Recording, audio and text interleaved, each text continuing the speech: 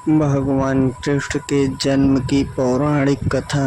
भाद्रपद कृष्ण अष्टमी तिथि की घनघोर अंधेरी आधी रात को रोहिणी नक्षत्र में मथुरा के कारागार में वासुदेव की पत्नी देवकी के गर्भ से भगवान श्री कृष्ण ने जन्म लिया था। यह तिथि उसी शुभ घड़ी की याद दिलाती है और सारे देश में बड़ी धूमधाम से मनाई जाती है। द्वापर युग के भोजवंशी राजा उग्रसेन मथुरा में राज्य करता था। उसके आताई पुत्र कंस ने उसे गद्दी से उतार दिया और स्वयं मथुरा का राजा बन बैठा। कंस की एक बहन देवकी थी, जिसका विवाह वासुदेव नामक यदुवंशी सरदार से हुआ था। एक समय कंस अपनी बहन देवकी को उसकी ससुराल पहुंचाने जा रहा था। रास्ते में आकाशवाणी हुई, हे कंस, जिस देवकी को तू बड़े प्रेम से ले जा रहा है उसी में तेरा काल बसता है। इसी के गर्भ से उत्पन्न 8वां बालक तेरा वध करेगा। यह सुनकर कंस वासुदेव को मारने के लिए उद्यत हुआ।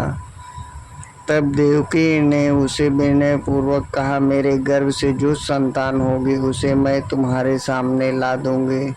बहनोई को मारने से क्या लाभ होगा। कंस ने देवकी की बात मान ली और मथुरा वापस चला गया। उसने वासुदेव और देवकी को कारागृह में डाल दिया।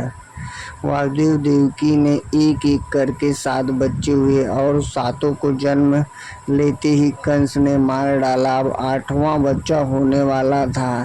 कारागार में उन पर कड़े पहरे बैठा दिए गए। उसी समय नंद की पत्नी यशोदा को भी बच्चा होने वाला था। उन्होंने वासुदेव देवकी के दुखी जीवन को देख 8वें बच्चे की रक्षा का उपाय रचा। जिस समय वासुदेव देवकी को पुत्र पैदा हुआ उसी समय संयोग से यशोदा के गर्भ से एक कन्या का जन्म हुआ, जो और कुछ नहीं सिर्फ माया थी। जिस कोठरी में देवकी वासुदेव कैद थे उसमें अचानक प्रकाश हुआ और उनके सामने शंख चक्र गदा पद्म धारण किए हुए चतुर्भुज भगवान प्रकट हुए।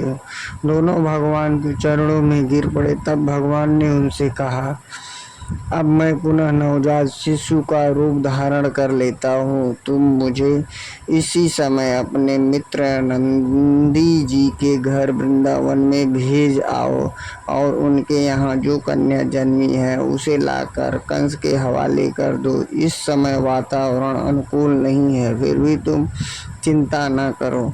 जागते हुए पहरेदार सो जाएंगे। कारागार के फाटक अपने आप खुल जाएंगे और उपंती अथाह यमुना तुमको पार जाने का मार्ग दे देंगी। उसी समय वासुदेव नवजात शिशु रूप कृष्ण को सूप में रखकर कारागार गृह से निकल पड़े और अथाह यमुना को पार कर नंदी जी के घर पहुँचे। वहाँ उन्होंने नवजात शिशु को यशोदा के साथ सुला दिया और कन्या को लेकर मथुरा आ गए। कारागार के फाटक पूर्वतः बंद हो गए। अब कंस को सूचना मिली कि वासुदेव देवकी को बच्चा पैदा हुआ है। उसने बंदी गृह में जाकर देवकी के हाथ में नवजात कन्या को छीनकर पृथ्वी पर पटक देना चाहा, परंतु कन्या आकाश में उड़ गई और वहां से कहा, अरे मूर्ख, तुझे मारने से क्या होगा। तुझे मारने वाला तो वृंदावन में जा पहुंचा है। वह जल्द ही तुझे तेरे पापों का दंड देगा।